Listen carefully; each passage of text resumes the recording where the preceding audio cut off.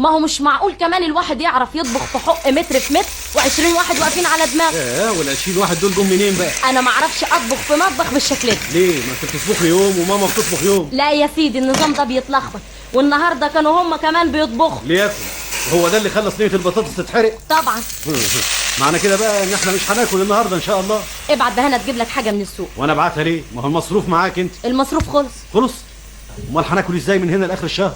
ده لسه ناقص 5 ايام عبال ما اقبض. يعني ما معكش فلوس خالص؟ لا طبعا ما معيش ولا مليم، وانت عارفه كويس ان انا بروح المصلحه ماشي وباجي ماشي بقالي كام يوم، حتى السجاير مبطلها من يوم الجمعه اللي فاتت. ما اعرفش بقى اتصرف ازاي وانت حرقت صينيه البطاطس؟ حاكمني بقى، علق لي المشنقه. لا يا ستي، لا هحاكمك ولا علق لك المشنقه، انا سايب لك الوضع وخارج.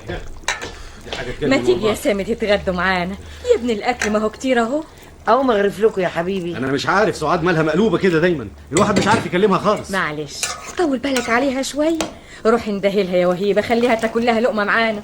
هو احنا مش اهل؟ وايه يعني لما اتحرقت صينيه البطاطس؟ اقعدي يا موهيب. يا ابني ونسيبها كده جعانه يا كبدي، مش معقول. اقول لك اقعدي، سيبيها اهي معاها المصروف، تشتري لنفسها اللي هي عايزاه. طب اقعد انت كلك لقمه. والله يا ماما ماليه نفسي، كنت جاي جعان خالص، نفسي اتصدت. من ايه يا ابني؟ من اللي حاصل ده، لا الواحد عارف يستريح في شغله ولا عارف يستريح في بيته كمان، عيشه بقت زفت. صلي على النبي يا ضنايا، صلي على النبي.